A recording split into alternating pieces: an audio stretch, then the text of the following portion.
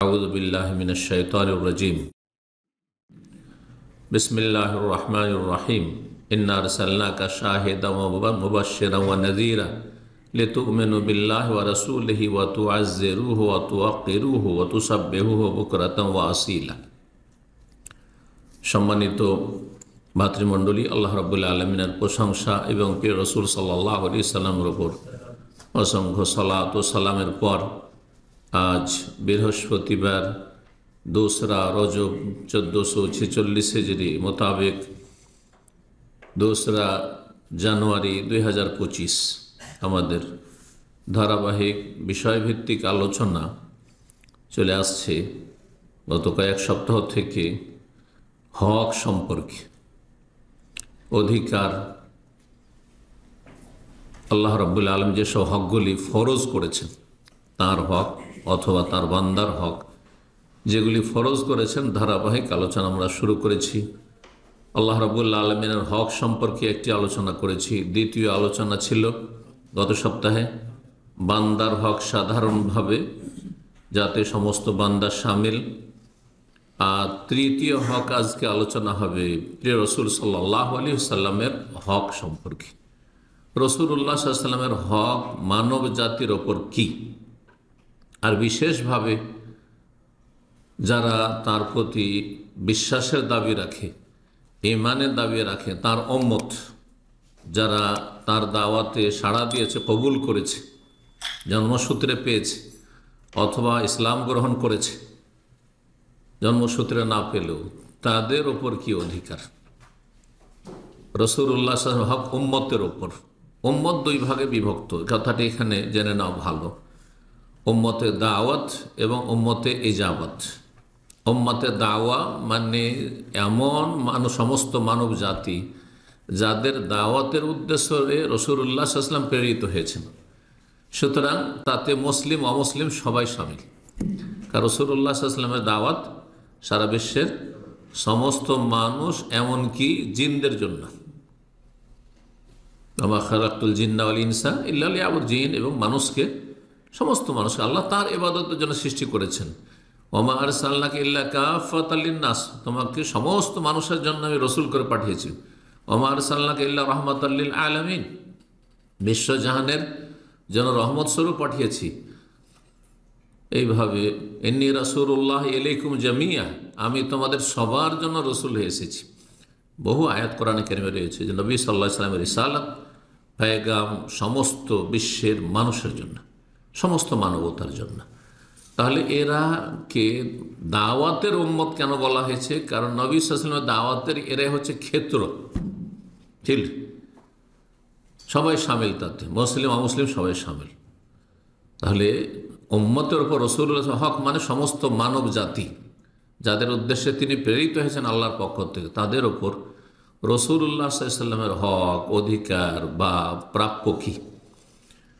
আর আরেকটি বিশেষ অর্থে, একটু খাস অর্থে ব্যবহার হয়ে থাকে উম্মত, উম্মতে ইজাবা মানে যারা তার ডাকে সাড়া দিয়েছে। আজাবা ইউজুব মানে জবাব দেওয়া, ডাকে সাড়া দেওয়া। কেউ ডাকছে আর ডাকে সাড়া দিলে জবাব দিল সে। তো তারা কারা তাহলে? যারা রাসূলুল্লাহ সাল্লাল্লাহু আলাইহি ওয়াসাল্লাম এমন উম্মত যারা নবী সাল্লাল্লাহু আলাইহি ওয়াসাল্লামের দাওয়াতে কি করেছে? সাড়া দিয়েছে। তারা হচ্ছে মুসলিম। যারা মুসলিম, সে মুসলিম সৎকর্মশীল মুসলিম হোক, আর বেদাতি মুসলিম হোক, আর বিভিন্ন পাপে, যে সমাজ বিরোধী বিভিন্ন পাপ যে রয়েছে, শিরক বিদআত ছাড়া অন্যান্য যেসব পাপগুলি মানুষ করে থাকে, অধিকাংশ মানুষ, তারাই হোক, সবাই যেহেতু মুসলিম সম্প্রদায়ের অন্তর্ভুক্ত, সুতরাং তারা হচ্ছে নবী সাল্লাল্লাহু আলাইহি ওয়াসাল্লাম উম্মতে ইজাবা, অর্থাৎ যারা তাঁর ডাকে সাড়া দিয়েছে, যাদের পূর্বপুরুষরা তাঁর ডাকে সাড়া দিয়েছে, জি, জন্মসূত্রে ইসলাম পেয়েছে। তো রাসূলুল্লাহ সাল্লাল্লাহু আলাইহি ওয়াসাল্লামের হক আমাদের ওপর কি, এটা জানবো, তাহলে না হকগুলি আদায় করব। জানাই যদি না থাকে তো হক আদায় করব কি? এজন্য আগে জ্ঞান আর তারপরে আমল, কর্ম। আগে জ্ঞান তারপরে কর্ম, এটা দিনের ক্ষেত্রে দুনিয়ার ক্ষেত্রেও। কেউ মোবাইল চালাতে জানে না, ওকে যদি সবচেয়ে দামি লেটেস্ট মোবাইল গিফট দিয়ে দেন, ও কি করবে ঘোড়ার ডিম? ও তো চালাতে অন অফ করতে জানে, খুলতেই জানে না ও, জি কিছুই বুঝে না ও। হ্যাঁ, কম্পিউটার অন অফ করতে জানেন। একসময় আমি এরকম ছিলাম, দামা প্রথম আসি, কম্পিউটার অন আর অফ জানতাম। অনটা শিখলাম প্রথম, পরে যে শিখে যে আমাকে দেখিয়ে দিয়েছে ওয়ান, সে চলে গেছে। তখন মাত্র এই ইসলাম সেন্টার এত সীমিত ছিল, 3-4 জন স্টাফ, আমরা মাত্র 2-3 জন দায়ী, সম্ভবত 2 জন, আর মদির আর সেকেন্ড মদির, ব্যাস। সৌদি 2 জন আর আমরা 3 জন, 5 জন ব্যাস। আজকে থেকে 27 বছর আগে, 1420 হিজরির শুরুতে। জি, তো তারপরে যেহেতু ওখানে আছি, নতুন এসছি, চালাতে আছি, দেখতে আছি, শিখতে আছি। প্রথম 50 হাদিস একটি ছোট্ট আমার পুস্তিকা আছে, ওইটা লিখেছিলাম।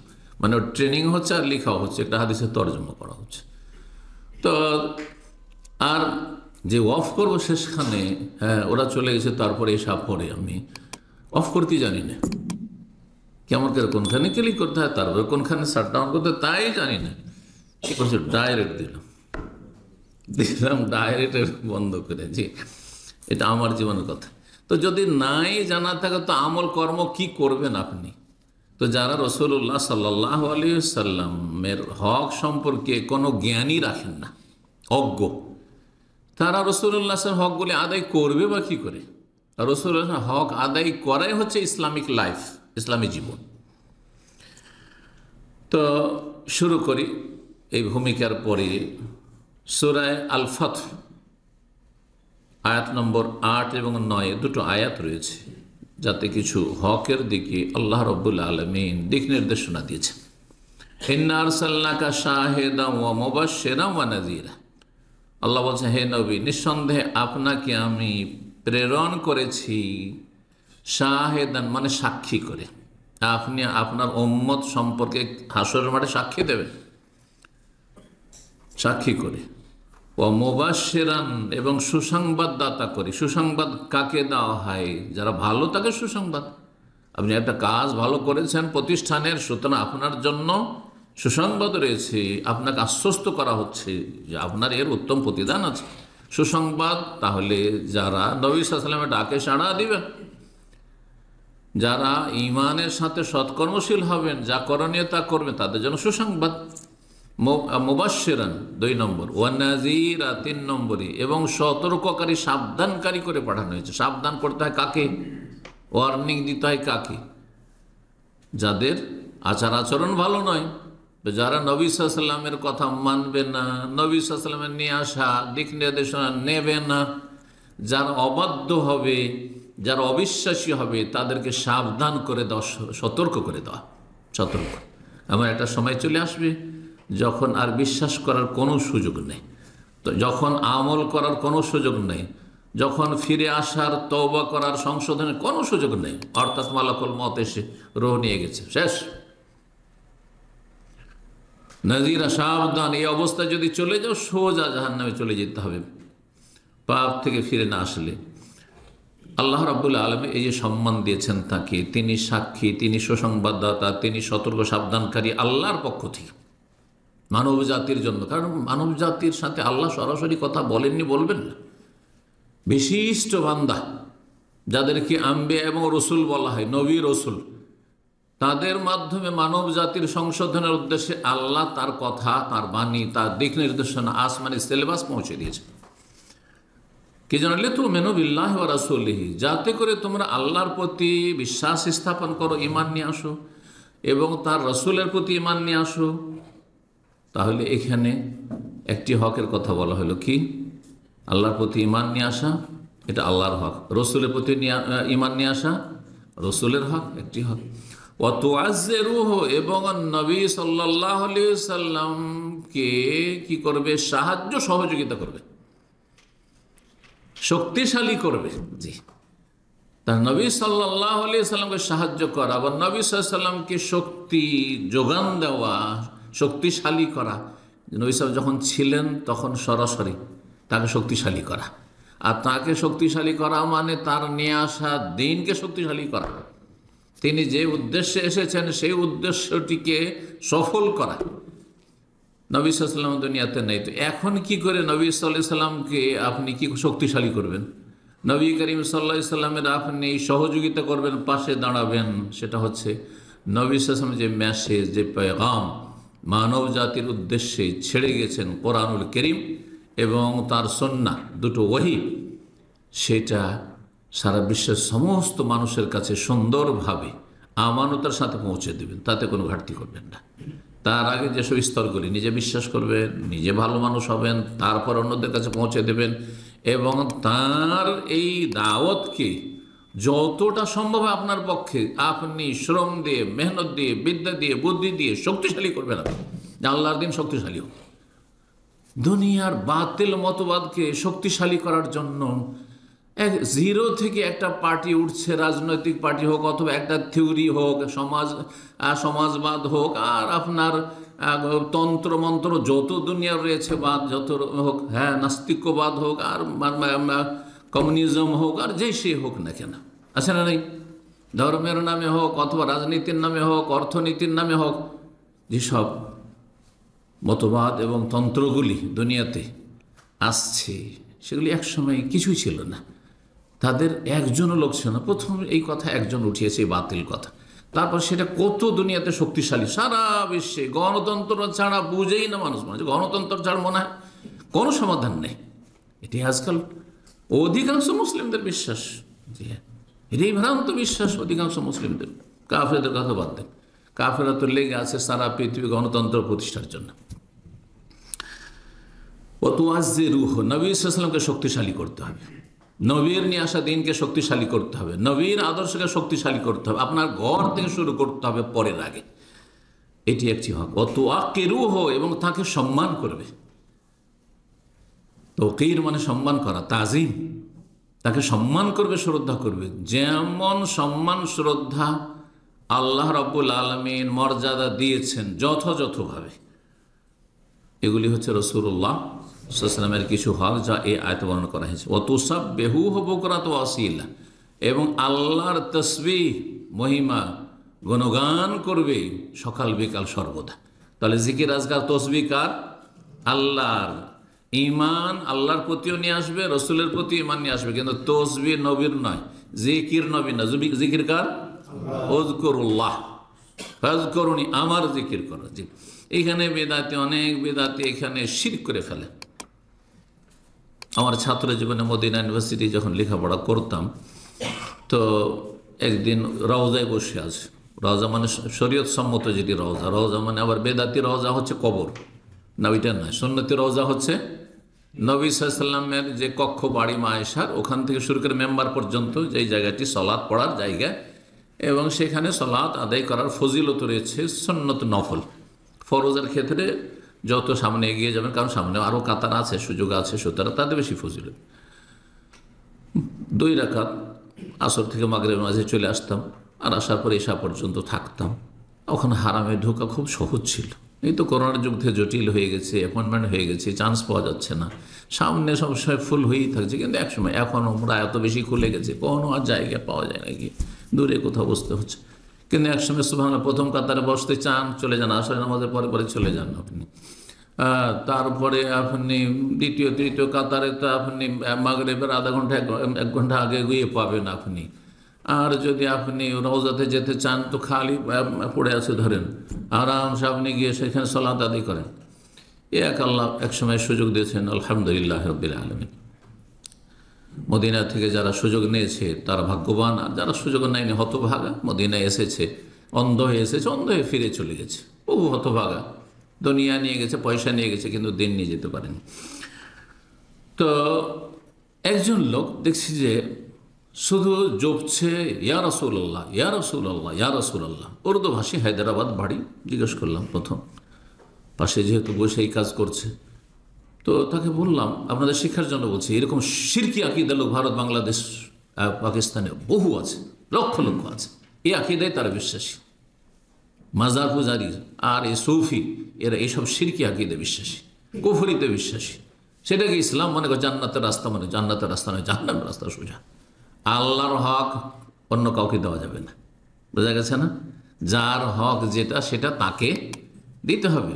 বাবা মায়ের হক যদি ভাইকে না দেওয়া যায়, হ্যাঁ, স্ত্রীকে দেওয়া যাবে যে বাপ মায়ের হকটা এখন স্ত্রীকে দিয়ে দিলাম, যেহেতু স্ত্রী এসেছে বিয়ে করি, চলবে? এটাই যখন অচল, তাহলে কোথায় স্রষ্টা রব আর কোথায় সৃষ্টি? নবী সৃষ্টি, মখলুক। নবীকে দিয়ে দেবেন আল্লাহর হক?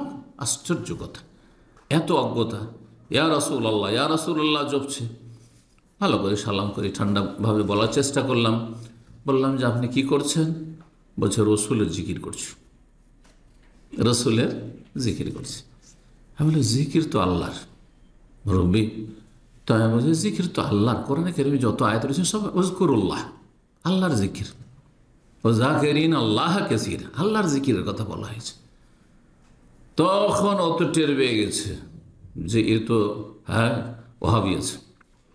কারণ তৌহিদের কথা বললে ওয়াহাবি, সুন্নতের কথা বললে ওয়াহাবি, আর শিরক বিদআতের কথা বললে একেবারে সিন্নি খাওয়া সুন্নি, সিন্নি খাওয়া সুন্নি। জি, তো বলছে আমাকে বলতে হবে না, মেজাজ গরম করে বলছে আমাকে বলতে হবে না, শেখাতে হবে না, আমি শিখে এসেছি। কি শিখে এসছেন? তো বলছে যে আমাকে আমার মুরব্বীরা, আমাদের হজরতেরা শিখিয়ে দিয়েছে। হজরত সব কথা বলছে তৌহিদ জনতা, এরা মসজিদ ভাঙে, হ্যাঁ, এরা ইসলামী মাহফিলে বাধা দেয়, এরা হচ্ছে তৌহিদি জনতা ইন্ডিয়া, বাংলাদেশ, পাকিস্তানে। তো কি শিখে এসছেন? বলছে আমাদের ওস্তাদেরা বলে, আমাদের হজরতেরা বলে দিয়েছে মক্কায় আল্লাহর জিকির করবে বেশি বেশি হজে গিয়ে, আর মদিনায় গিয়ে রসুলের বেশি বেশি জিকির করবে। বলো রসুলের জিকির করে আল্লাহর হক রসুলকে দিয়ে আপনি মুসলিম থাকবেন না শিরিক করলেন? শিরিক করলেন না। যেমন সেজদা কবরে করছেন, আপনি শিরিক করলেন। আল্লাহর হক আপনি জীবিত মৃত কাউকে দিতে পারেন না, কাউকে দিতে পারেন না। আপনি আপনার বাপকেও দিতে, মাকেও দিতে পারেন না, স্বামীকেও দিতে পারেন না কোনো মহিলা। এটা হচ্ছে ইসলাম। আল্লাহর হক আল্লাহর, যার যেটি হক সেটি আদায় করতে হবে। তো তসবিহ তসবিকার আল্লাহর, তসবিহ মানে তোসাব্বিহুন আল্লাহ। আর রাসূলুল্লাহ সাল্লাল্লাহু আলাইহি ওয়াসাল্লামের হক সম্পর্কে যখন আলোচনা চলছে, প্রথম সংক্ষেপে বললেন, আর তারপর বিস্তারিত আলোচনাগুলি করব। 10টি হক আপনাদের সামনে পেশ করবো ইনশাআল্লাহ। যদিও সময় আমাদের অল্প, আর সময় অনুযায়ী আলোচনা করব। যখন সময় সংক্ষেপ তখন সংক্ষেপে আলোচনা করব। আল্লামা আবু বকর জাযাইরি রাহিমাহুল্লাহ তাআলা মদিনা ইউনিভার্সিটির একসময় ওস্তাদ ছিলেন। আমরা যখন মদিনার ছাত্র, তখন তিনি অলরেডি মুরব্বী, রিটায়ার হয়ে গেছিলেন। কিন্তু মসজিদে নববীতে তার দর্শ হইতো, তফসির হইতো। তো ওই তফসিরটি 5 খণ্ডে ছেপেছে, এসারুত তাফসির, সংক্ষিপ্ত তফসির, সুন্দর আরবিতে। আর ওনার সিরাতের আলোচনা হইতো। তো তিনি রাসূলুল্লাহ সাল্লাল্লাহু আলাইহি ওয়াসাল্লামের সিরাত লিখেছেন একটি, যে দর্শগুলো মসজিদ নববী দিয়েছেন সেগুলি কিতাবে আকারে কয়েকশো পৃষ্ঠা এসেছে। আমার কাছে বইটি আছে, হাযাল হাবিব, ইনি আমার প্রিয়, হাযাল হাবিব কিতাবে নাম সিরাতুন নবীর নাম। তিনি বলছেন যে রাসূলুল্লাহ সাল্লাল্লাহু আলাইহি ওয়াসাল্লামের ফরজ ওয়াজিব হক উম্মতের, ইন্নাল হুকুকাল ওয়াজিবাত আলা কুল্লি ফারদিন মিন আফরাদ হাযিল উম্মাহ, এই উম্মতের প্রত্যেক ব্যক্তি, যে কোনো স্তরের নর নারী, প্রতিটি ব্যক্তির ওপর রাসূলুল্লাহ সাল্লাল্লাহু আলাইহি ওয়াসাল্লামের যেসব হকগুলি ফরজ, সেগুলি হচ্ছে 10টি। কয়টি? 10টি।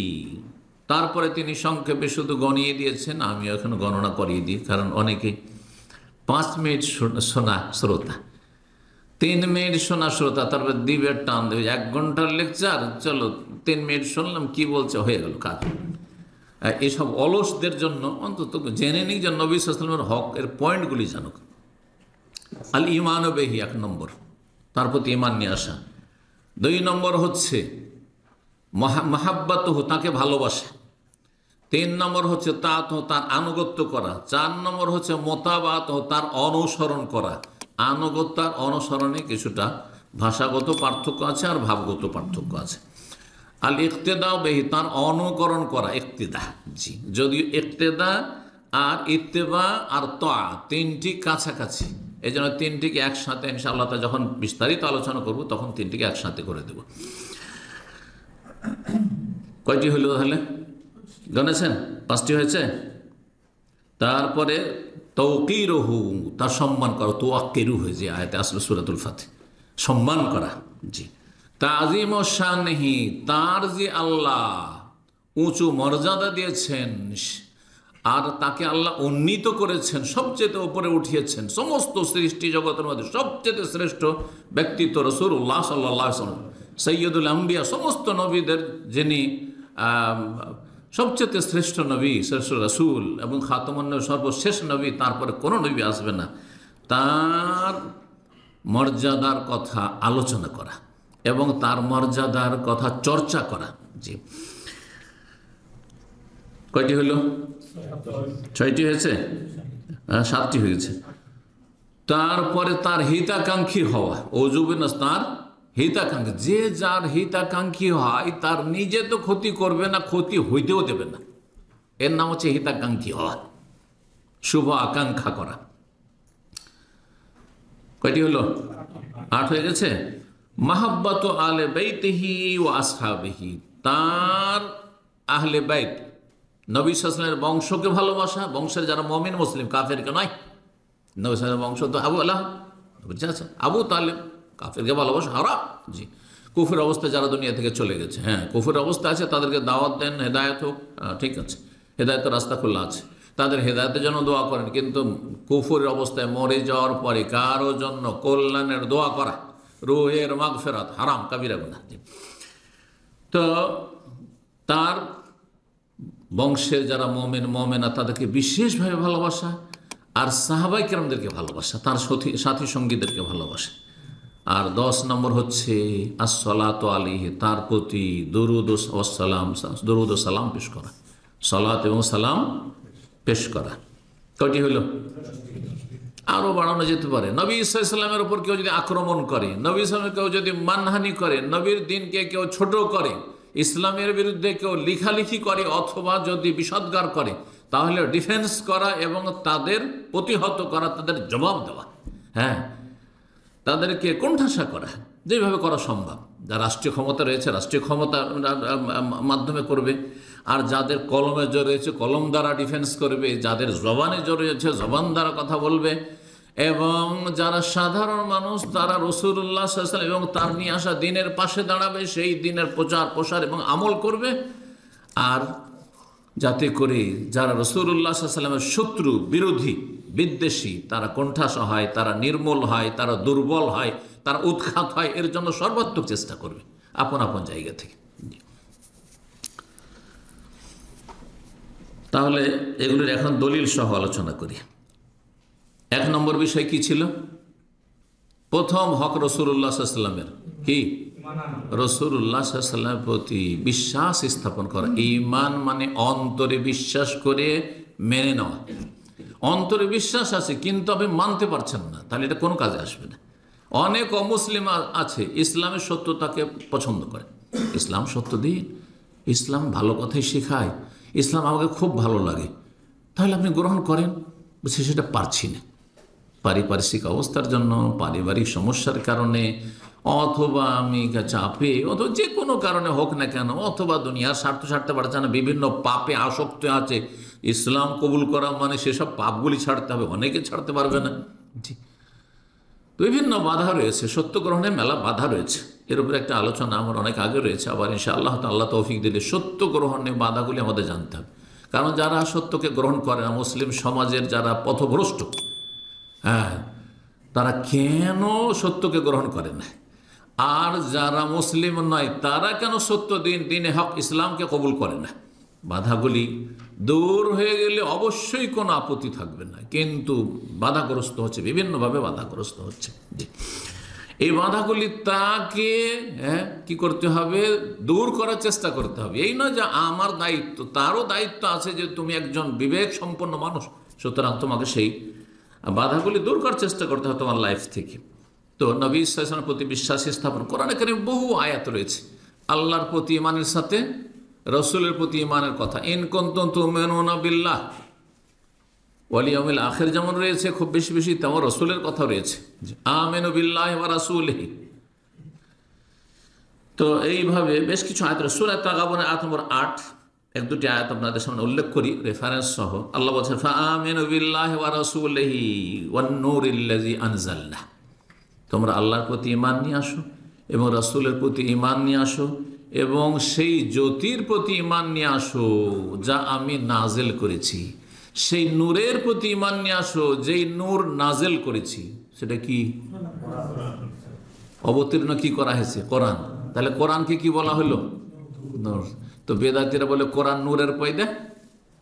আর নবীকে যদি কোথাও নূর বলা হয়, জ্যোতি বলা হয়, তো নবী নূরের পয়দা হয়ে গেল, এই দলিল পেশ করেন। তো কোরআনও বলেন যে কোরআনও নূরের। হ্যাঁ, তাহলে এই নূর বলতে কোন নূর বোঝানো হয়েছে? হ্যাঁ, যে নূর থেকে, মানে এই যে লাইট, নূর মানে কি? এই যে আলো, আলো জ্বলছে, এই আলো থেকে তৈরি, যেমন ফেরেশতা নূর থেকে, নার থেকে, আগুন থেকে তৈরি সৃষ্টিকে জিন জাতি। আর ওই আগুন কোথাও জ্বললে চারিদিকে যে আলো হয়, নূর হয়, সেটা দিয়ে আল্লাহ সৃষ্টি করেছেন হ্যাঁ ফেরেশতাদেরকে। আর মানুষকে সৃষ্টি করেছেন মাটি দিয়ে। এখন নবী সাল্লাল্লাহু আলাইহি সাল্লাম কি মাটি না নার, আগুন থেকে না নূর থেকে? মাটি থেকে। এটা কোরআন স্পষ্ট করছে। কেউ যদি বলে যে নবী মুহাম্মদের মতো মাটি থেকে তৈরি না, তিনি নূরের পয়দা, তাহলে সেই ব্যক্তি কুফরি কথা বলল। কুফরি কথা কখন হয়ে যায়? বিশেষভাবে যখন বলে আল্লাহ নূরে পয়দা। আল্লাহ নূর মানে আল্লাহর অংশ। খ্রিস্টানরা যদি আল্লাহর পুত্র বলে কাফের হয়, কেন? কারণ পুত্র বাপের অংশ হয়। হ্যাঁ, বাপের রক্ত মাংসের সাথে তার একটা মিল আছে অবশ্যই। হ্যাঁ, বাপের রক্ত মাংস থেকেই হ্যাঁ সে শুক্রবিন্দু তৈরি হয়েছে, আর তারপরে সে গর্ভধারণ করেছে মায়ের পেটে, সুতরাং সে বাপের অংশ। এই জন্য খ্রিস্টানরা কাফের যে আব্দুল্লাহকে, আল্লাহর বান্দাকে ঈসা আলাইহিস সালাম কি করলো? ইবনুল আল্লাহর পুত্র বানিয়ে দিয়ে কাফের হয়েছে। যারা নুরুল্লাহ বলবে, আর যে জাল হাদিস তারা বলে, সেটাতে নুরুল্লাহর কথা রয়েছে। আউয়ালা মা খালাকাল্লাহু নূরি ওয়া কুল্লুল খালাইকু মিন নূরি ওয়া আনা মিন নূরিল্লাহ। কোন হাদিসের কিতাবে এই হাদিস পাবেন না।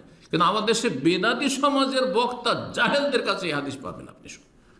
আর মিলাদের ওই বেদাতি কিতাবে পাবেন আপনি, কোন হাদিসের কিতাব পাবেন না হাদিস। শুধু এই দু চারটি হাদিস নয়, যত হাদিস আপনি বুখারী, মুসলিম, আবু দাউদ, নাসাই, তিরমিজি, ইবনে মাজাহ, মুসনাদ আহমদ, আর আপনার মুস্তাদরাক হাকিম, কোনো কিতাব পাবেন না।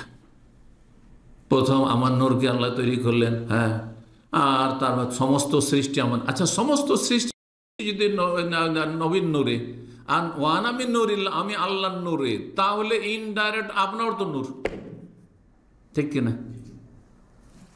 তাহলে চিন্তা করেন, এটাই প্রমাণ করে যে হাদিস একেবারে জাল। আর হাদিস যদি জাল না হবে, সহি শুদ্ধ হবে, তো হাদিসের কিতাবে আসবেই। আর মুহাদ্দিসিন না সেগুলো নিয়ে চর্চা করবেন, সহি না সহি, কোনো হাদিসের কিতাবে নেই। এই জাল ধর্ম হচ্ছে প্রচলিত ধর্ম ভারত উপমহাদেশের।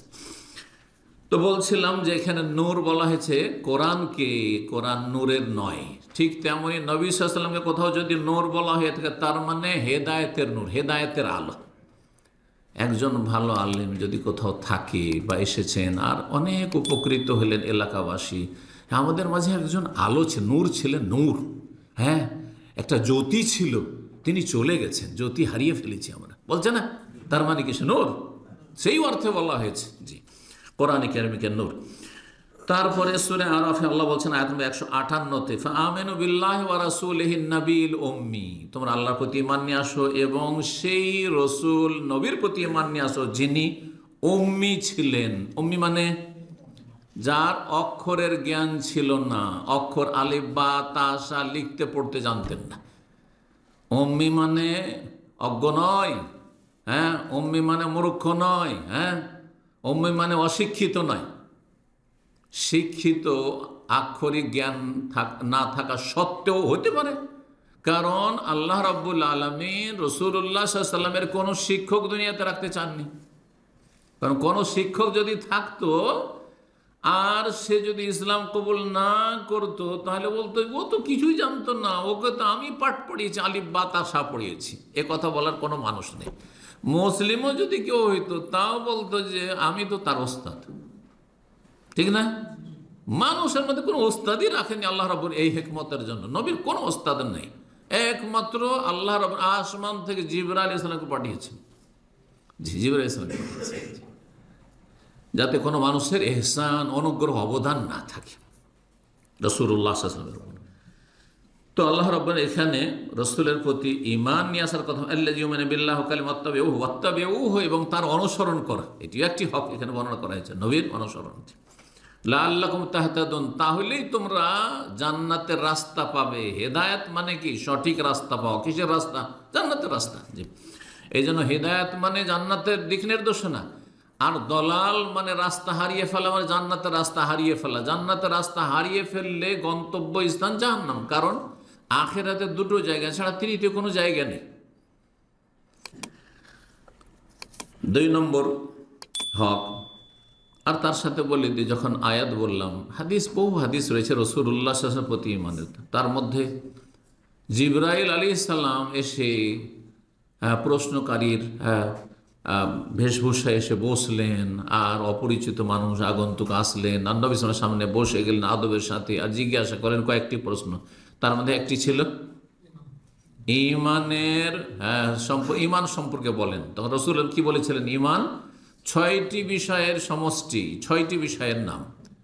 আনতুমিনা বিল্লাহি ওয়া মালাইকাতিহি ওয়া কুতুবিহি ওয়া রুসুলিহি, রাসূলগণের প্রতি ঈমান নিয়ে আসবে, আর সর্বশেষ রাসূল মুহাম্মদ সাল্লাল্লাহু আলাইহি ওয়াসাল্লাম। এছাড়াও বহু হাদিস রয়েছে। 2 নম্বর যে হক রাসূলুল্লাহ, সেটি কি? নবী সাল্লাল্লাহু আলাইহি ওয়াসাল্লামের ভালোবাসা। নবী সাল্লাল্লাহু আলাইহি ওয়াসাল্লামের ভালোবাসা কোরআনে ও হাদিস স্পষ্ট যে রাসূলুল্লাহ সাল্লাল্লাহু আলাইহি ওয়াসাল্লামের ভালোবাসা প্রতিটি মানুষের উপর ফরজ, আর বিশেষভাবে যারা রাসূলুল্লাহ সাল্লাল্লাহু আলাইহি ওয়াসাল্লামের প্রতি ঈমানের দাবিদার মুসলিম, তাদের উপর নবী সাল্লাল্লাহু আলাইহি ওয়াসাল্লামের ভালোবাসা ফরজ। আজকাল বিভিন্ন দুনিয়ার যেসব ভাইরাল ব্যক্তি, তাদেরকে আজকাল আর একটা ভাষা কি বলা হচ্ছে ইংরেজিতে? সেলিব্রিটি। মাশাআল্লাহ, সেলিব্রিটি। এদের যে ফ্যান, চিন্তা করো, অথচ মুসলিম। ওকে বলেন নবী সাল্লাল্লাহু আলাইহি ওয়াসাল্লাম সম্পর্কে কিছুই জানে না, জানেও না, মানেও না, আরও ভালোবাসাও জানে না, কিছুই জানে না। কিসের নবীর উম্মত? শুধু জন্মসূত্রে নবীর উম্মত, কোনো কাজে আসবে না এগুলো, কোনো কাজে আসবে না। নবী সাল্লাল্লাহু আলাইহি ওয়াসাল্লামের ভালোবাসা সমস্ত কিছুর চাইতে, সবার চাইতে বেশি হইতে হবে, নিজের জীবনের চাইতে বেশি ভালোবাসা হইতে হবে। এই মর্মে বহু আয়াত এবং হাদিস রয়েছে, কোরআন সুন্নাহ দ্বারা প্রমাণিত। সূরা তওবার আয়াত নম্বর 24, আয়াতটি লম্বা রয়েছে। আল্লাহ বলছেন, কুল ইন কানা আবাউকুম, হে নবী তুমি মানব জাতিকে জানিয়ে দাও যে তোমাদের বাবারা, মানে তোমাদের পূর্বপুরুষ, বাপ দাদা নানা ওপরে যত আছে, তোমাদের বংশবলী পূর্বপুরুষ, আবনাও, তোমাদের সন্তানাদি, তোমাদের ছেলেমেয়েরা, ছেলেমেয়েদের ছেলেমেয়েরা, ওয়া ইখওয়ানুকুম, তোমাদের ভাই বোনেরা, ওয়া আজওয়াজুকুম, তোমাদের স্ত্রী স্বামীরা, ওয়া আশিরা, তোমাদের বংশবলী, ওয়া আমওয়ালুন, তোমাদের ধন সম্পদ, ইখতারাফতুমুহা, যেগুলি তোমরা উপার্জন করেছো, ওয়া তিজারাতুন তাখশাউনা কাসাদাহা, এবং তোমাদের ব্যবসা বাণিজ্য, যে ব্যবসা বাণিজ্য মন্দা হওয়ার সবসময় একটা চিন্তা লেগে থাকে, আশঙ্কা থাকে। যতই উন্নতি করুক ব্যবসায়ীরা, সবসময় একটা চিন্তা থাকে, কি জানি কখন যে ডাউন হয়ে যায়, কখন যে অবস্থা খারাপ হয়ে যায়, টেনশনে থাকে। এটি পার্থক্য সুদের সাথে ব্যবসার। সুদে কোনো চিন্তা নেই, টাকা দিয়েছি, টাকা ফিক্সড ডিপোজিট করেছি, মাসের মাস এত টাকা আসবে। এই জন্য সুদ হারাম, কোনো রিস্কও নেই, আর লাভ লসের কোনো ইয়ে নেই, লাভ ছাড়া লসের কোনো সম্ভাবনা নেই, আর কোনো চিন্তাও নেই। আচ্ছা, শ্রমও নেই। মানুষের এত একটা খারাপ স্বভাব রয়েছে যে মানুষ যদি শ্রমহীন হয়ে যায়, কর্মহীন হয়ে যায়, কাজকর্ম করে শুধু ঘুমায়, খাই দেয়, খাই দেয়, ঘুমায়, খাই দেয়, ঘুমায়, তাহলে ওর মতো বেকার কোনো কিছু নেই, একেবারে অকেজ হয়ে যাবে। তো সুদি সিস্টেম যেটি, সেটি ব্যক্তি পর্যায়ে হোক আর ব্যাংকিং পর্যায়ে হোক, আন্তর্জাতিক বা জাতীয় পর্যায়ে হোক, এই সুদি সিস্টেম মানব জাতিকে কর্মহীন করে দেবে। আজকাল বহু মানুষের কথা শুনবেন, অমুসলিমদের মধ্যে তো অনেক আছে, হিন্দুদের মধ্যে আমি জানি, আর আপনার মুসলিম বহু পরিবার এরকম আছে, জমি জায়গা আছে, আর এইসব তো কিছু হচ্ছে না, বিক্রি করে ফিক্সড ডিপোজিট করে দিলাম, মাসে আমার সংসার চালাতে 20,000 30,000 টাকা খরচ হয়, এই যে ফিক্সড ডিপোজিট 5 লাখ টাকা করে দিয়েছি, 10 লাখ টাকা করে দিয়েছি, এর থেকে মাসের মাস 20-30 হাজার টাকা আসতে আছে, আমার সংসার চলতে আছে। বহু লোক এই অসৎ পথ ধরেছে, বুঝতে পেরেছেন? এতে কি হবে? ও তো জানছে যে মাসের মাস আসবে, ব্যাংক থেকে উঠিয়ে নিয়ে আসবো, খাবো, ব্যাংক থেকে উঠিয়ে নিয়ে আসবো, খাবো, জীবনে কোনোদিন কর্মঠ হতে পারবে না। ইসলাম সেটা চায় না। মানুষকে আল্লাহ সৃষ্টি করেছেন, লাকাদ খালাকনাল ইনসান ফি কাবাদ, দুনিয়াতে আপনাকে মেহনত করতে হবে, পরিশ্রম করতে হবে, শ্রম দিতে হবে, ব্রেন, বুদ্ধি, শরীর, স্বাস্থ্য ইত্যাদি, হ্যাঁ, আপনার বিদ্যা বুদ্ধি লাগাইতে হবে, তারপরে দুনিয়া উপার্জন করতে হবে। তাহলে আপনি কখনো অকেজো হবেন না। তো আল্লাহ রাব্বুল বলছেন যে ওমাসাকিন তারদাউনা, ব্যবসা বাণিজ্যের পরে আর যে সব তোমাদের বাসভবন, বাড়ি ঘর রয়েছে যেগুলি খুব পছন্দ করা, নিজের বাড়ি কত পছন্দ, আর সেটাও যদি আপনার পয়সা খরচ করে ভালো মন মতো একটা বাড়ি করতে পারে, তারদাউনা, খুব পছন্দ করো তোমরা, এগুলি যদি কি হয়ে যায়, আত্মীয় স্বজন, আপনজন এবং ধন সম্পদ, ব্যবসা বাণিজ্য, বাড়ি ঘর, হ্যাঁ, গাড়ি বাড়ি, নারী, হ্যাঁ, কেউ গাড়ির পিছনে ছুটছে, কেউ নারীর পিছনে ছুটছে, এগুলো যদি আহাব্বা ইলাইকুম মিনাল্লাহি ওয়া রাসূলিহি, তোমাদের কাছে অধিক প্রিয় হয়ে যায় আল্লাহর চাইতে এবং তার রাসূলের চাইতে, তাহলে তোমাদের জন্য কঠিন শাস্তি রয়েছে, ভয়াবহ পরিণাম রয়েছে। ও জিহাদিন ফি সাবিলিহি, আল্লাহর রাস্তার জিহাদ তো ভুলেই গেছো, বরং জিহাদের ওপর তো ইহুদিদের ফতোয়া মুসলিম সমাজেও চালু হয়ে গেছে যে জিহাদ মানে সন্ত্রাস। জিহাদ আর সন্ত্রাসে কোনো পার্থক্য অধিকাংশ মুসলিমরা করে না। জিহাদের জিম শুনলে মনে করে একটু সন্ত্রাস, অথচ জিহাদ আলাদা জিনিস আর সন্ত্রাস আলাদা। সন্ত্রাস আপন জায়গায় ঠিক আছে, এখন নিরীহ মানুষকে যদি ভীত সন্ত্রস্ত করে, নির্দোষী মানুষকে ভীত সন্ত্রস্ত করে, মুসলিম হোক আর অমুসলিম, শান্তিতে বসবাস করছে, হ্যাঁ, তাহলে সেটা অবশ্যই সন্ত্রাস, সেটা অবশ্যই জঙ্গিবাদ, সেটা অবশ্যই ফাসাদ, জিহাদ নয়। কিন্তু আচ্ছা, শর্ত নেই, নিজেরাই শুরু করে দিল, এটাও ফাসাদ, কারণ এতে আপনি লাভ কিছুই করে দেবেন না, আপনি আরো ক্ষতি করছেন। কিন্তু যদি ইসলামে যেসব শর্ত রয়েছে এবং প্রয়োজনীয়তা রয়েছে সেগুলি সব ঠিক থাকে, তার মধ্যে গুরুত্বপূর্ণ শর্ত হচ্ছে যে নেতৃত্ব থাকতে হবে, সেটা রাষ্ট্রীয় নেতৃত্ব, এই নয় যে কোনো একজন হয়ে গেল, দাঁড়িয়ে গেল আর তার পিছনে হই হই করে বোকার মতো ছুটলেন, না না না, এরা ফাসাদি। তাহলে জিহাদ আর আপনার সন্ত্রাসে পার্থক্য অবশ্যই করতে একজন মুসলিমকে। আর অধিকাংশ মুসলিম আরে চোর ডাকাতের কথাও যদি শোনে, ভয় লাগে না যে চোর ডাকাতের সাথে দেখা করে, কিন্তু যদি শোনে আরে অমুককে উঠিয়ে নিয়ে গেছে, আর কি, না না না, ওর সাথে সম্পর্ক রাখা যাবে না, হ্যাঁ, হতে পারে কিছু করেছে। তার মানে ইহুদিরা যে জিহাদকে সন্ত্রাস বলে পৃথিবীটা একটা ত্রাস সৃষ্টি করেছে, হ্যাঁ, ভীত সন্ত্রস্ত করেছে এবং ইসলামকে বদনাম করার চেষ্টা করেছে, এই এজেন্ডা প্রতিষ্ঠা করছে বা এর প্রচার প্রসার করছে আর এটা বাস্তবায়ন করছে এক শ্রেণী অসৎ মুসলিমরা। জি, আল্লাহ যেন সঠিক বুঝ দান করেন এবং হককে হক বলে চিহ্নিত করার তৌফিক দান করেন, বাতিলকে বাতিল বলে চিহ্নিত করার তৌফিক দান করেন। সন্ত্রাস হচ্ছে, জঙ্গিবাদ হচ্ছে বাতিল, আর জিহাদ হচ্ছে হক, ওয়া জিহাদিন ফি সাবিলিল্লাহ। কিন্তু জিহাদ মানে অমুসলিম মারা নয়, জিহাদ মানে কাফের মারা নয়। যে আপনাকে মারতে চাবে তাকে মারতে হবে, কিন্তু আমি আপনি এই ক্ষমতা রাখি না, কারণ আমি আপনি করতে গিয়ে সামলাতে পারবো না, এই জন্য রাষ্ট্রীয় ক্ষমতা লাগবে, তারপরে বিজয়ের সম্ভাবনা আছে কিনা আর সেগুলি সম্পর্কে বিজ্ঞ ওলামাদের পরামর্শে রাষ্ট্রীয় ক্ষমতায় যারা আছেন তারা সিদ্ধান্ত নেবেন। জি, তো যাই হোক, সেদিকে আর না গিয়ে আসল বিষয়ের দিকে ফিরে আসি। যদি আল্লাহ এবং রসুলের চাইতে বেশি ভালোবাসার হয়ে যায় দুনিয়ার সামগ্রীগুলি বা দুনিয়ার প্রিয়জনরা, ফাতারাব্বাসু, তাহলে প্রতীক্ষা করো, অপেক্ষা করো, থামো, বলেন না, আচ্ছা থাম, দেখছি তোকে। ফাতারাব্বাসু হাত্তা ইয়াতি আল্লাহু বিআমরিহি, আল্লাহ তার আযাবের নির্দেশ নিয়ে আসছে, আল্লাহ তার শাস্তির নির্দেশ। দেখেন আযাব, হ্যাঁ, আযাবের শেষ নেই, বহু আযাব, সেগুলি বলে শেষ করা যাবে না। জি, আল্লাহু লা ইয়াহদিল কওমাল ফাসিকিন, পাপিষ্ট জাতিকে আল্লাহ হেদায়েত করে না, জান্নাতের রাস্তা দেখান না। তাহলে যারা আল্লাহ এবং রসুলের চাইতে বেশি দুনিয়ার সামগ্রীকে, দুনিয়ার স্বার্থকে ভালোবাসে আর রসুলের ভালোবাসার হদিস নেই, হ্যাঁ, তারা হচ্ছে ফাসেক সম্প্রদায়, পাপিষ্ট সম্প্রদায়, তারা জাহান্নামের পথে রয়েছে, জান্নাতের রাস্তা আল্লাহ তাদেরকে দেখাবেন না, রব্বুল আলামিন বলেছেন। জি, রাসূলুল্লাহ সাল্লাল্লাহু আলাইহি ওয়াসাল্লাম হাদিস সহিহ বুখারীতে রয়েছে, সহিহ বুখারীর হাদিসটি হচ্ছে 14 নম্বর হাদিস, আর সহিহ মুসলিমে 62 নম্বর হাদিস, প্রথম দিকে রয়েছে দুই হাদিসের কিতাবে।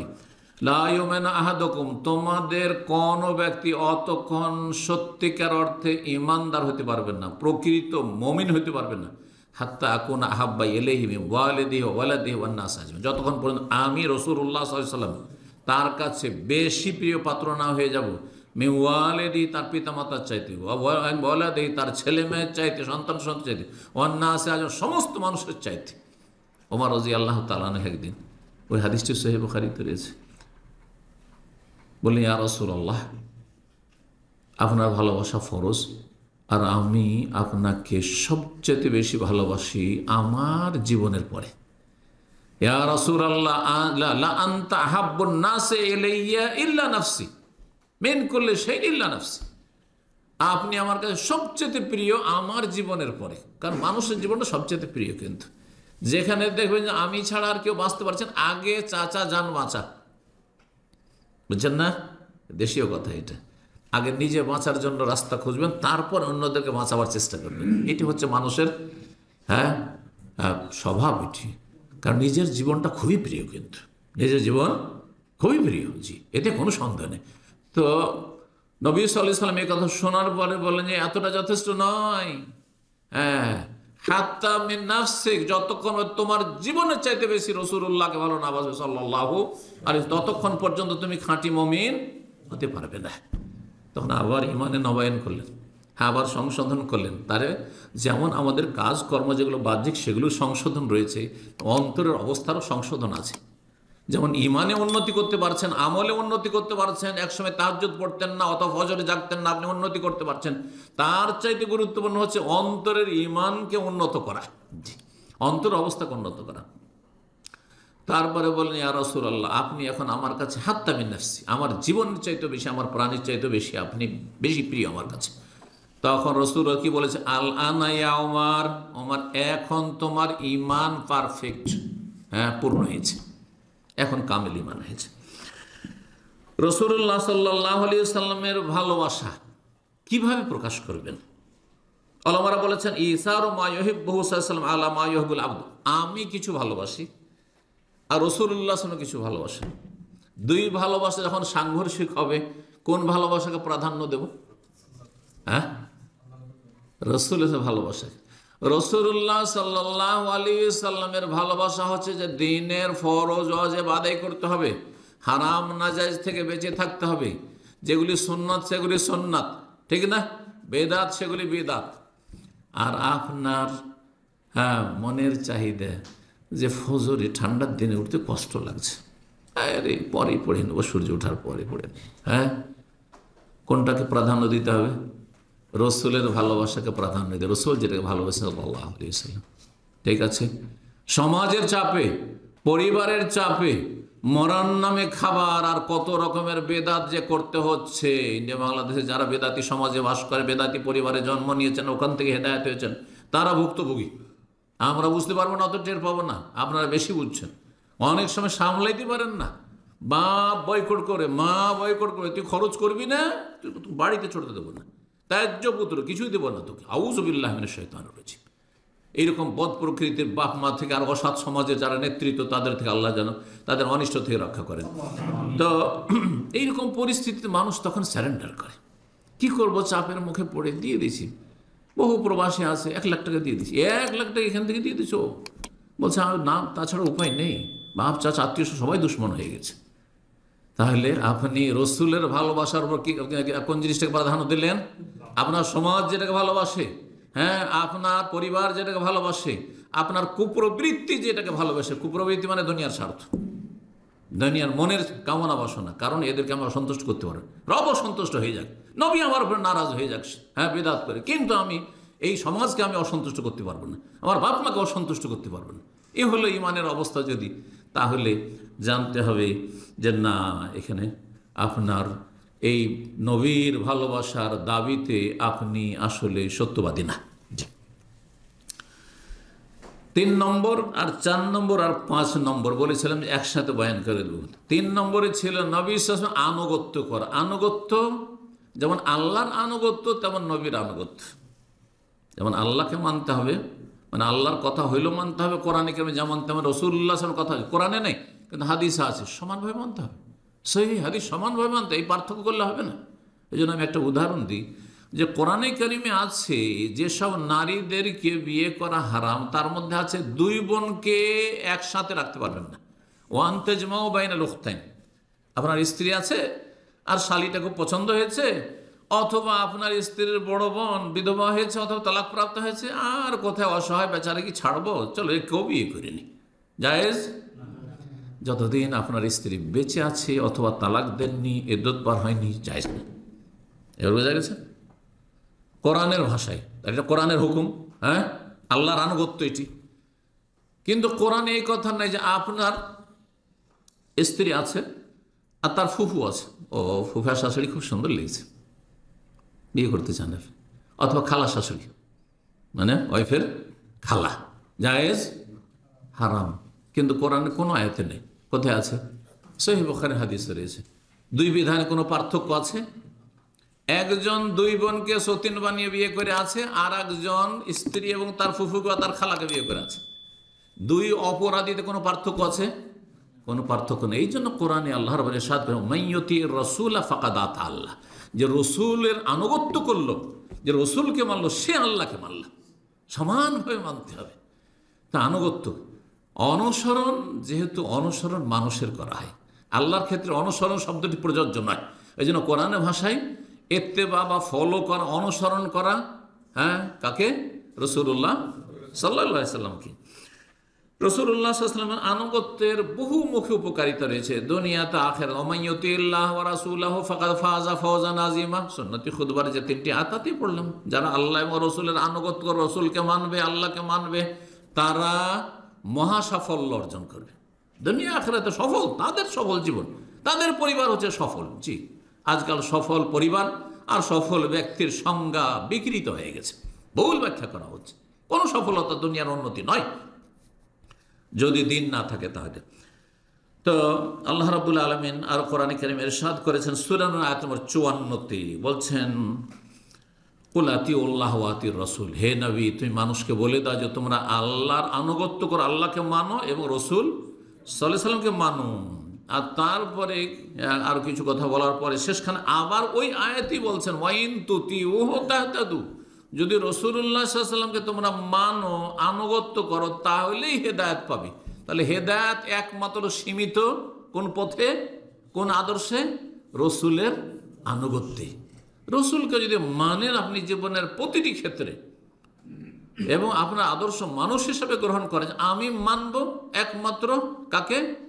মুহাম্মদ রাসূলুল্লাহ, যাকে আল্লাহ পাঠিয়েছে জান্নাতের রাস্তা দেখানোর জন্য, যাকে আল্লাহ হিতাকাঙ্ক্ষী করে পাঠিয়েছেন মানব জাতির, যাকে বিশ্ব জাহানের জন্য আল্লাহ রহমত, করুণা রহমত বলে আখ্যায়িত করেছেন, তাকে মানবো আমি। আর তাকে ঠিক রেখে তাকে মেনে নেওয়া ঠিক রেখে বাকি সবকে মানব। বাপ মাকেও মানি, বড়দেরকেও মানি, আমার বসকেও মানি, আমার ম্যানেজারকে, সুপারভাইজার, ফোরম্যানকেও মানি, কিন্তু শর্ত সাপেক্ষ, যদি আল্লাহ এবং রাসূলের আনুগত্যের আওতাভুক্ত হয়, তাহলে। বহির্ভূত হলে মানি না। কালকে বলবে যা এক গ্লাস মদ নিয়ে এসো, মোটেই না।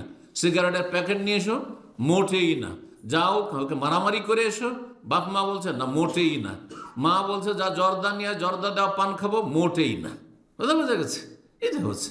কিন্তু যদি রাত 12টায় বলে যে আমার ইলিশ মাছ খাওয়ার ইচ্ছা হয়েছে, আমার এই জিনিসটা, এই সবজি খাওয়ার ইচ্ছা হয়েছে, এইটা আমার মিষ্টি খাওয়ার ইচ্ছা হয়েছে, রাত 12টায় আমি যাবো, তারপরে মার্কেট খোলা থাকলে সেখান থেকে নিয়ে এসে দেবো। কারণ এখানে আল্লাহর আমার কোনো বাধা দেননি, যে কোনো সময় হুকুম হতে পারে, বাবা মায়ের হুকুম হইতে।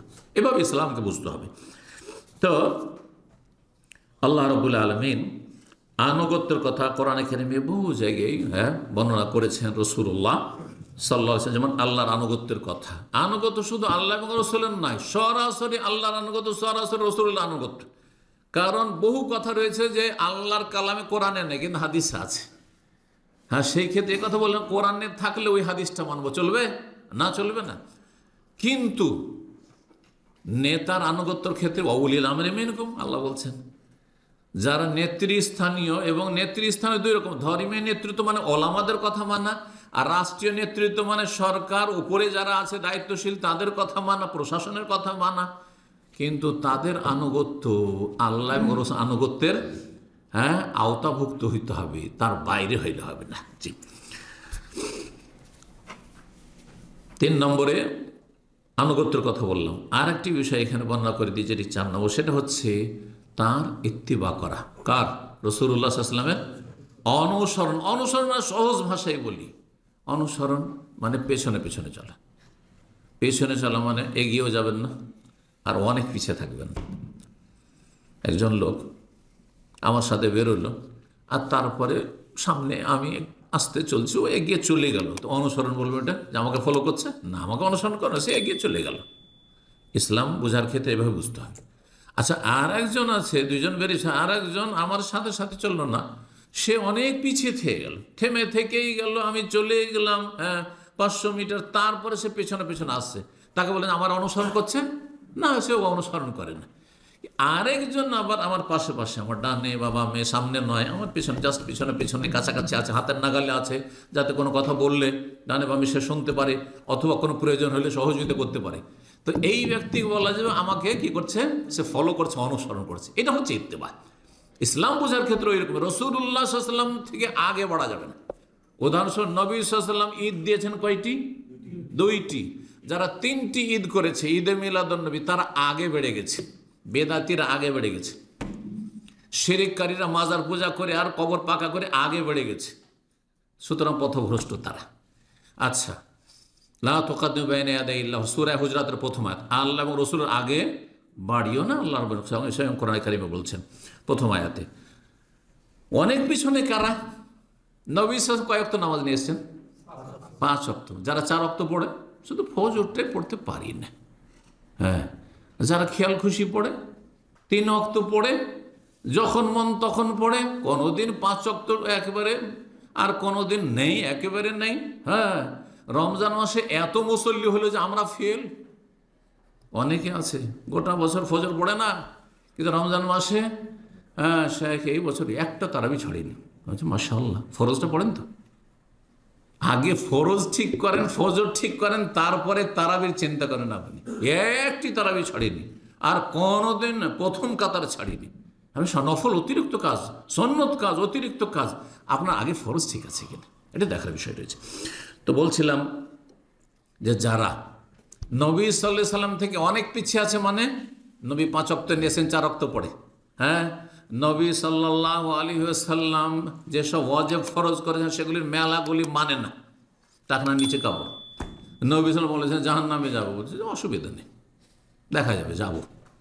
অথবা বিশ্বাস নেই হাদিসের উপর, তাহলে তো কুফরি কথা হয়ে যাবে, আরও বড় অপরাধ হয়ে যাবে। বিশ্বাস আছে কিন্তু গাফিলতি। কেন? 60 বছর, 70 বছর, 80 বছর বয়স হয়ে যাচ্ছে, তারপরে মুখে দাঁড়িয়ে নেই। আপনার কোন শখটা থেকে গেছে? কোন শখটা আপনার থেকে গেছে?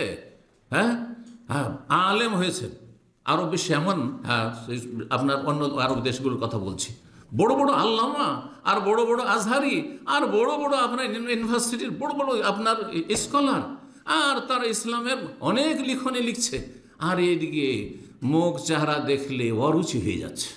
আল্লাহ, আমার তো অরুচি হয়ে যাচ্ছে। আর মুখ চেহারা দেখলে আপনার বিশ্বাস, মুসলিম কিনা বিশ্বাস করা যায় না, তো আলেম বলে বিশ্বাস করা তো মোটেই উচিত হয় না। এটা কি চলবে? না, মোটেই চলবে না। কেন? তাহলে এরা কি করছে? অনেক পিছিয়ে গেছে। তাহলে অনুসারী কারা? যারা নবীর আগেও বাড়ে না, শিরক বেদাতকারীও নয়, আর ফাসেক ফাজের, চোর ডাকাত পাপী নয়, ফরজ ওয়াজিব ত্যাগকারী নয়, বরং যারা নবী সাল্লাল্লাহু আলাইহি ওয়াসাল্লামের পেছনে পেছনে থেকে যেইভাবে রাসূলুল্লাহ সাল্লাল্লাহু আলাইহি ওয়াসাল্লাম জীবন গড়তে বলেছেন সেইভাবে জীবন গড়ার চেষ্টা করে। আল্লাহ যেন তৌফিক দান করেন। এর নাম হচ্ছে ইত্তিবা। সূরা আরাফের আয়াত নম্বর 158-তে বলছেন ওয়াত্তাবিউহু লাআল্লাকুম তাহতাদুন, নবীর তোমরা অনুসরণ করো, তাহলে কি হবে? তাহলে হেদায়েত পাবে। এটি একটি আয়াত। আর একটি আয়াত সূরা আলে ইমরান আয়াত নম্বর 31, আল্লাহ বলছেন কুল ইন কুনতুম তুহিব্বুনাল্লাহ, হে নবী মানব জাতিকে জানিয়ে দাও। আল্লাহ বলছেন নবীকে জানিয়ে দিতে, নবী নিজের পক্ষ থেকে বলছেন না। জানিয়ে দাও, বলে দাও, ইন কুনতুম তুহিব্বুনাল্লাহ, তোমরা যদি আল্লাহর ভালোবাসার দাবিদার হও, যে আমরা আল্লাহকে ভালোবাসি, তাহলে মৌখিক দাবি যথেষ্ট নয়। দাবি করলে দলিল পেশ করতে হবে। জমি আমার, বিল্ডিং আমার, তাহলে সরকার কি বলবে? হ্যাঁ, কাগজ দেখাও, দলিল দেখাও, ওর নামও দলিল কিন্তু। হ্যাঁ, তো দুনিয়ার জমি জায়গা বাড়ি ঘরের জন্য দলিল দেখাতে হয়, আর দিনের জন্য দলিল দেখাতে হবে না। ফাত্তাবিউনি, দলিল হচ্ছে যে তুমি বলে দাও যে আমি নবী বলছি, আল্লাহ বলতে বলছেন আমার অনুসরণ করো। আমার অনুসরণ করা, আমার পেছনে পেছনে জাস্ট থাকা, এটি হচ্ছে কিসের দলিল? আল্লাহর ভালোবাসার দলিল প্রমাণ। আর যদি শুধু দাবি করো আল্লাহ রসুলকে খুব ভালোবাসি, আমি ইসলামকে খুব ভালোবাসি, অথচ নবী সাল্লাল্লাহু তরিকায় নয়, আশেকে রসুল, কিন্তু শিরক বেদাতে ডুবে আছে, এগিয়ে চলে গেছে, অত 5 ওয়াক্ত নামাজ নেই, ফরজ অজেব নেই, হারাম নাজাইজে লিপ্ত, হারাম খাচ্ছে, হারাম ব্যবসা বাণিজ্য করছে, তাহলে নবী সাল্লামের ভালোবাসার দলিল বা আল্লাহর ভালোবাসার দলিল তাদের কাছে নেই। ইউহিব্বুকুমুল্লাহ, যদি দলিল পেশ করে দিতে পারো, কাজ করলে একটি, আর আল্লাহ পারিতোষিক বদলা দেবেন 2টি। কি? আল্লাহ ভালোবাসা দেবেন, হ্যাঁ, আল্লাহর ভালোবাসার দলিল পেশ করে দিলে প্রমাণ, সুতরাং আল্লাহ তোমাদেরকে ভালোবাসবেন, আর ওয়াগফির লাকুম যুনুবাকুম, তোমাদের গুনাহগুলিকে আল্লাহ মাফ করে দিবেন। সুবহানাল্লাহ, আল্লাহর কাছে কম নেই, পেশ করবেন একটি, কি? আল্লাহর ভালোবাসার প্রমাণ, একটি কাজ দিবেন আল্লাহ দ্বিগুণ। আল্লাহ রাব্বুল আলামিন যেন আমাদেরকে এই পথে প্রতি ঘর তৌফিক দান করেন। সহিহ বুখারীর 6737 নম্বর হাদিস রাসূলুল্লাহ বলছেন, একবার বললেন, কুল্লু উম্মতি ইয়াদখুলুনাল জান্নাহ ইল্লা মান আবা, আমার উম্মতের সবাই জান্নাতে যাবে। এতটুকু বলে যদি ছেড়ে দিত, ওই রকমই হবে যে আইয়ুহাল্লাযীনা আমানু লা তাকরাবুস সালাহ, হে ঈমানদারগণ নামাজের কাছেও যেও না, ঠিক না? এখানে থামা যাবে। ওয়া আনতুম সুকারা, নিশাগ্রস্ত অবস্থায়, মাতাল অবস্থায় নামাজ পড়ে লাভটা কি? তোমার মাতাল, তোমার তো হুঁশও নেই, হ্যাঁ। তো আনতুম সুকারা গিয়ে থামতে হবে। ঠিক তেমনি রাসূলের হাদিস, কুল্লু উম্মতি ইয়াদখুলুনাল জান্নাহ, আমার উম্মতের প্রত্যেকে জান্নাতে যাবে, ইল্লা মান আবা, সাথে সাথে পড়তে হবে, তবে যে অস্বীকার করবে আমি জান্নাতে যেতে চাই না। সাহাবীরা অবাক হইলেন, কিলাম ওমান ইয়াবা ইয়া রাসূলুল্লাহ, এমন কি হতভাগা আছে যে জান্নাতে যেতে অস্বীকার করবে? অস্বীকারী না, আমি যাব না, এমন কোনো বোকা লোক আছে যে জান্নাতে যাব না? রাসূলুল্লাহ বললেন, হ্যাঁ, দুনিয়াতে আছে, আখেরাতে হাসরের মাঠে থাকবে না, সবাই জান্নাতে যেত, কাফেরও জান্নাতে যেতে চাইবে, কিন্তু দুনিয়াতে বহু লোক আছে জান্নাতে যেতে চায় না। তুমি তোমার কাজ করো, যাও, খবরদার আমাকে নামাজের কথা বলবে না, হ্যাঁ, যাও যাও যাও যাও, তুমি ওয়াহাবি, তুমি যাও, হ্যাঁ, আমাকে শিখাইতে আসবে না। শিরক বিদআত করছে, গায়রুল্লাহকে সেজদা করছে, মাজারে সেজদা করছে, সেখানে বলে দেখেন আপনার জীবন নিয়ে আসা মুশকিল হয়ে যাবে সেখান থেকে।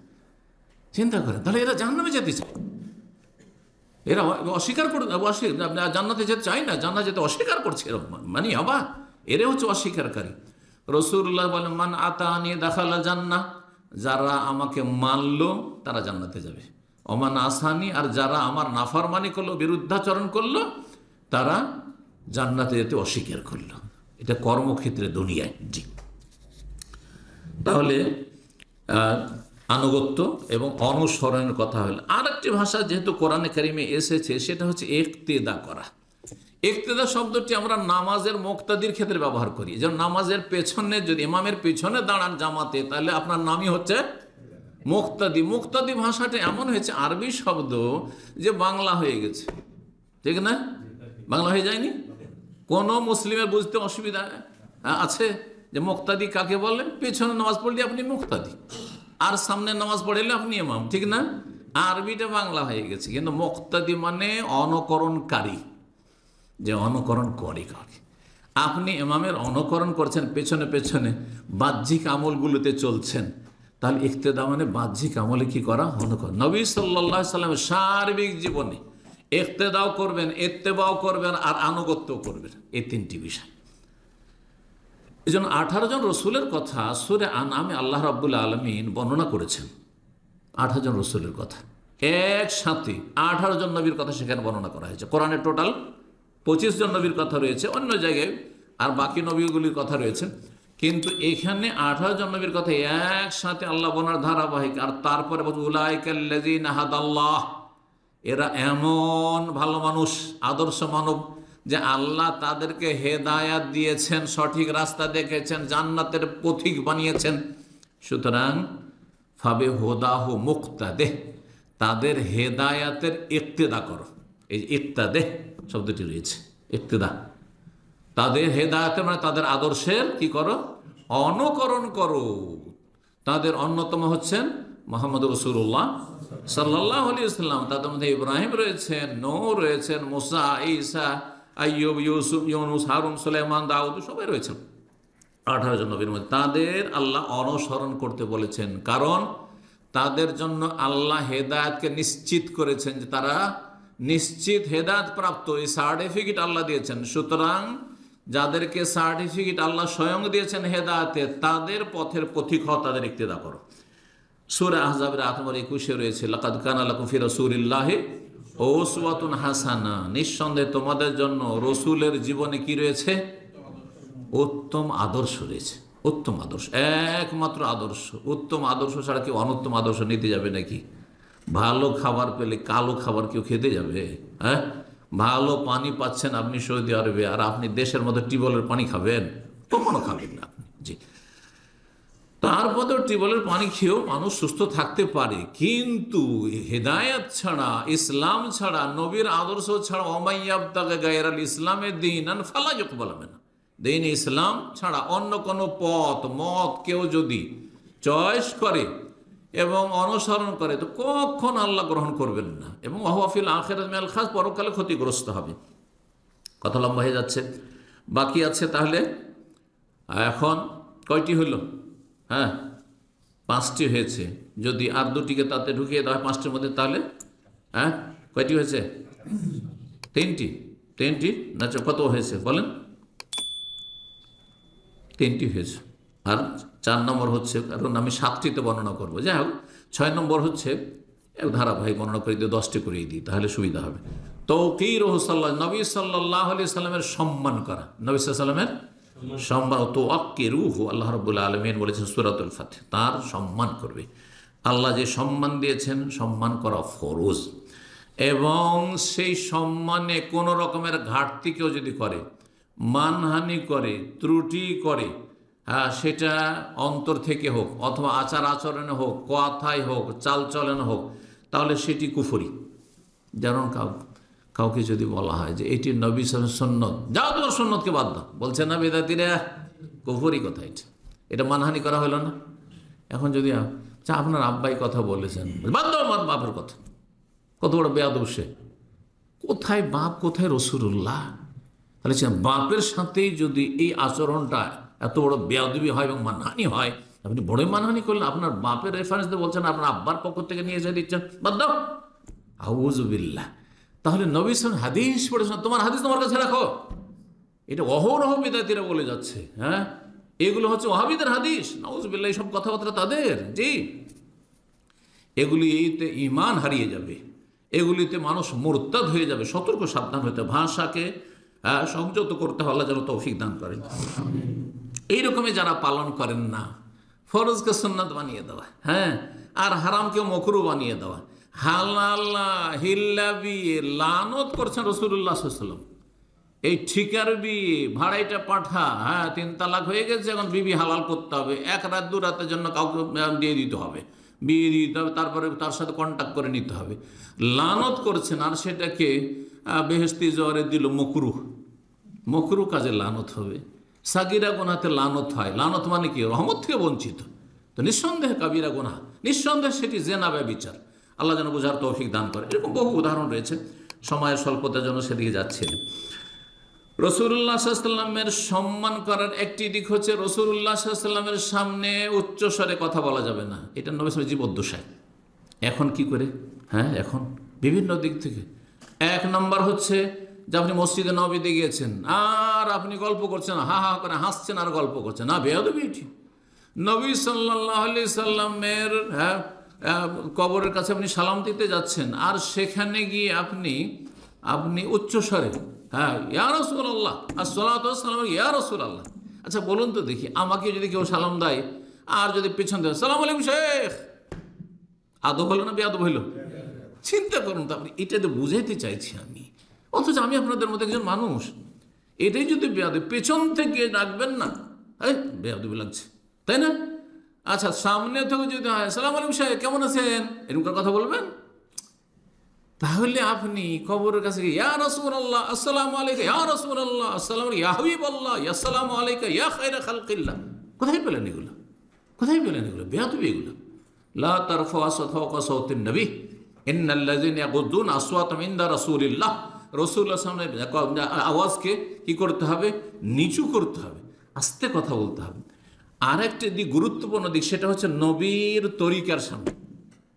যখন যখন আপনাকে কোরআনের কথা বলা হচ্ছে, দলিল সহ বলা হচ্ছে, যখন আপনাকে রাসূলুল্লাহ সাল্লাল্লাহু আলাইহি ওয়াসাল্লাম একটা হাদিসের কথা বলা হচ্ছে, যখন বলা হচ্ছে যে এই যে দেখেন হাদিস সহিহ বুখারীতে রয়েছে, হ্যাঁ, যে সূরা ফাতিহা ছাড়া সালাত হয় না, যখন আপনাকে বলা হচ্ছে হাদিসের কথা যে রফুল ইয়াদাইন আব্দুল্লাহ বিন উমর বর্ণনা করেছেন 3 জায়গায় রয়েছে, যখন বলা হচ্ছে যে আমিন জোরে বলার এই হাদিস, তখন আপনি সেখানে আপনি যদি সেটা না মানেন, অবজ্ঞা করেন বা আপনি ভুরুক্ষেপ করে পরোয়া করলেন না, রাখো, ওইটা অন্য মজহাবে আছে। ওটা কোন মজহাবে আছে? অন্য মজহাবে, আমাদের মজহাবে নেই। তাহলে এটা আপনি কি করলেন?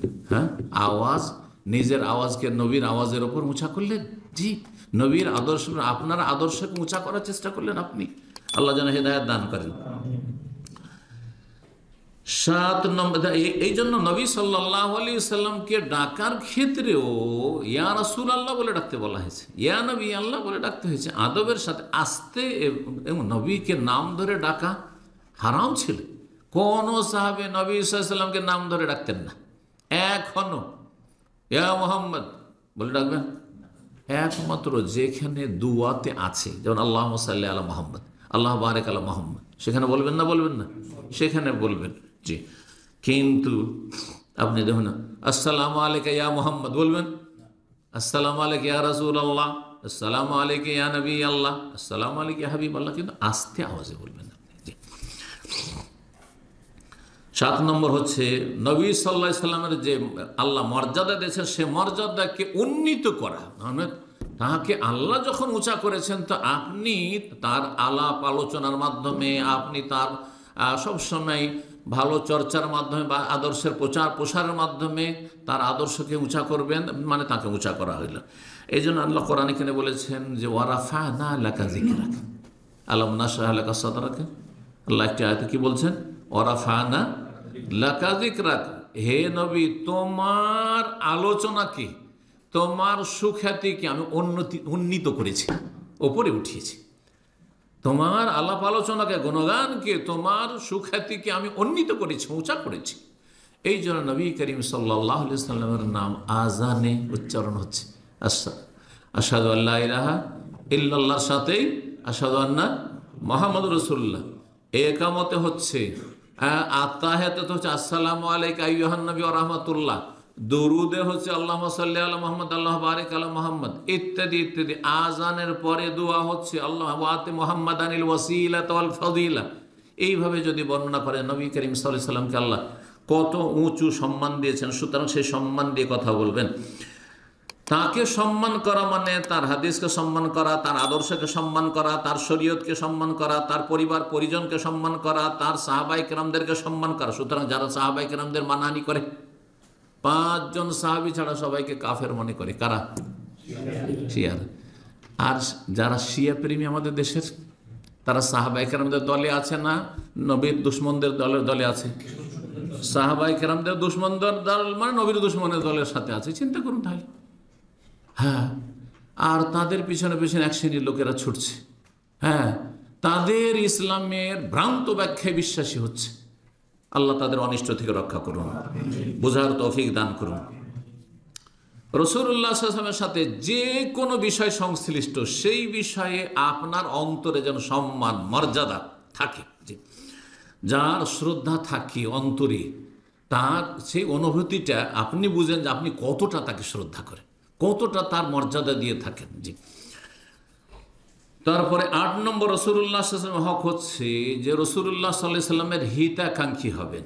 হিতাকাঙ্ক্ষী হওয়ার কথা কোরআনে কারিমে রয়েছে। সূরা তাওবার আয়াত নম্বর 91-তে আল্লাহ ইরশাদ করেছেন, ওয়ালা আলাল্লাযিনা লা ইয়াজিদুনা মা ইউনফিকুনা হারাজুন ইযা নাসাহু লিল্লাহি ওয়া রাসূলিহি।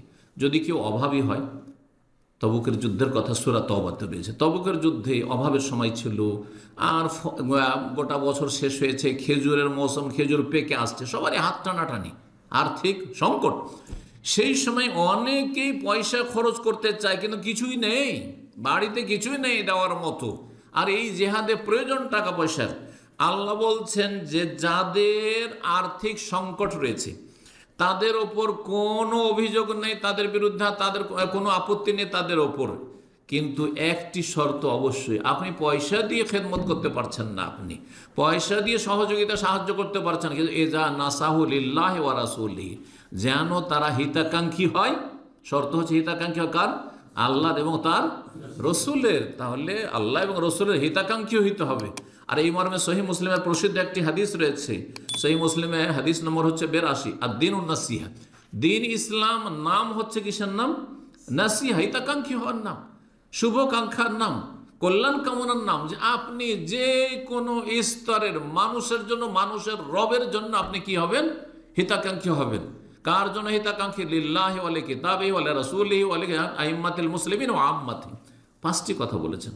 একটি আমার লেকচারই আছে এর ওপর, এই যে ইউকে লন্ডনে গিয়ে যে লেকচার দিলাম তার একটি আলোচনায় আছে যে হিতাকাঙ্ক্ষী হওয়া, নাসিহা। কেমন করে আপনি নাসিহা করবেন আল্লাহর জন্য, কেমন করে হিতাকাঙ্ক্ষী হবেন রসুলের জন্য, কেমন করে হিতাকাঙ্ক্ষী হবেন কোরআনে কারীমের জন্য, লিকিতাবিহি, কেমন করে আপনি হিতাকাঙ্ক্ষী হবেন আপনি মুসলিম জনগণের জন্য, মুসলিম শাসকের জন্য, ইত্যাদি ইত্যাদি। ওলামায়ে কেরামদের জন্য হিতাকাঙ্ক্ষী হবেন, আইম্মাতুল মুসলিমের মধ্যে ওলামা শামিল আছে।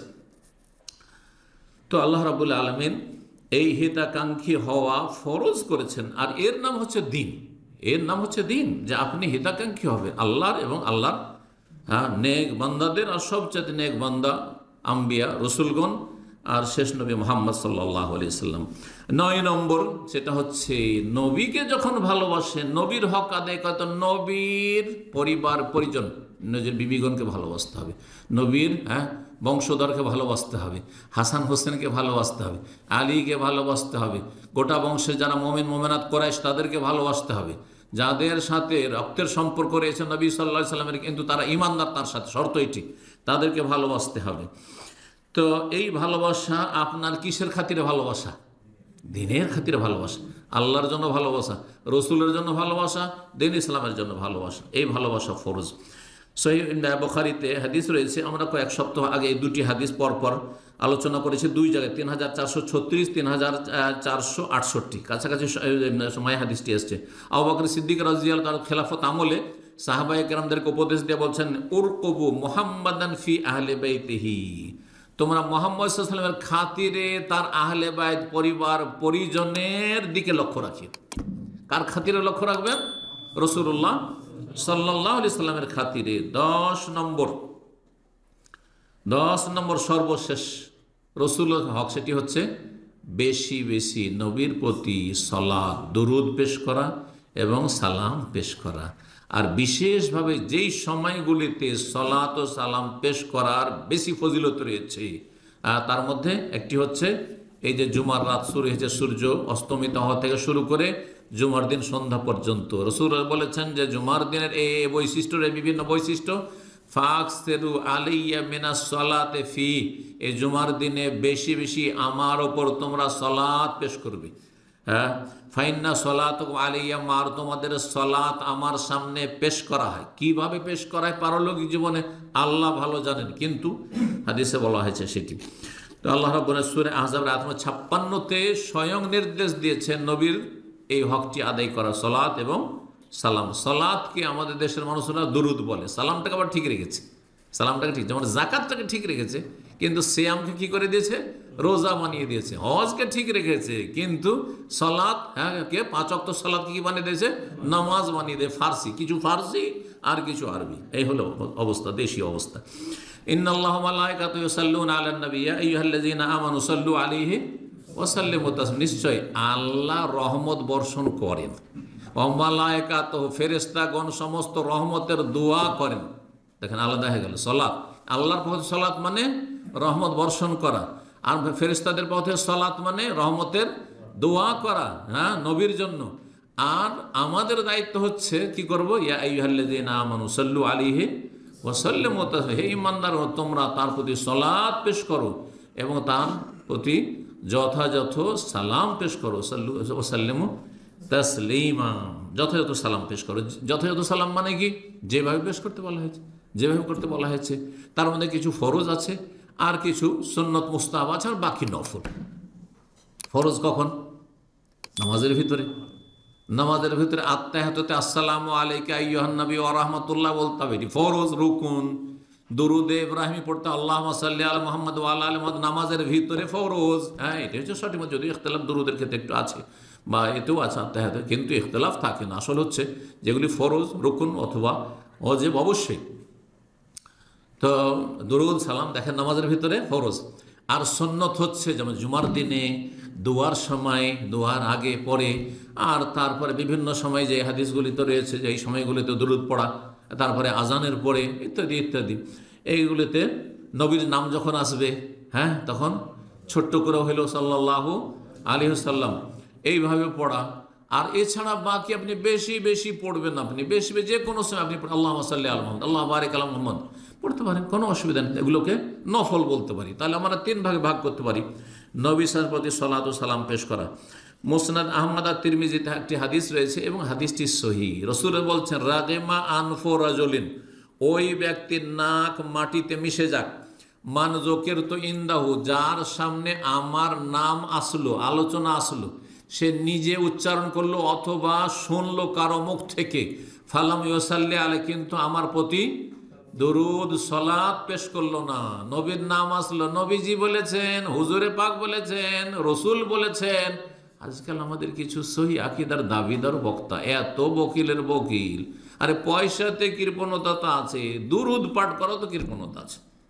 আশ্চর্য লাগে, আপনি সহি আকীদা মানহাজের লোক, আপনাকে কোন কষ্টটা লেগে যাচ্ছে আর কোন আলোচনা লম্বা হয়ে যাবে সাল্লাল্লাহু আলাইহি ওয়াসাল্লাম, 2-3 সেকেন্ডের মধ্যে শেষ হয়ে গেল সাল্লাল্লাহু আলাইহি ওয়াসাল্লাম। রসুল না বললে শুধু রসুলের সাথে কি বললেন, সাল্লাল্লাহু আলাইহি ওয়াসাল্লাম। ঘড়ি দেখেন কয় সেকেন্ড হচ্ছে আপনার।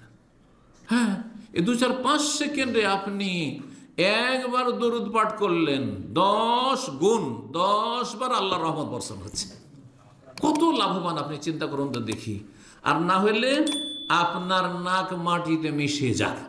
জি, বিশেষ করে ফরজের ক্ষেত্রে, ওয়াজিবের ক্ষেত্রে অথবা সুন্নাতের ক্ষেত্রে, বা নবীর নাম আসলে এখানে ফরজ ওয়াজিব নাই, হ্যাঁ সুন্নাত, কিন্তু তারপরে এই সুন্নাত না করলে আপনার নাক মাটিতে মিশে যাক। নাক মাটিতে মিশা মানে কি, আপনি হতভাগা, আপনি ক্ষতিগ্রস্ত।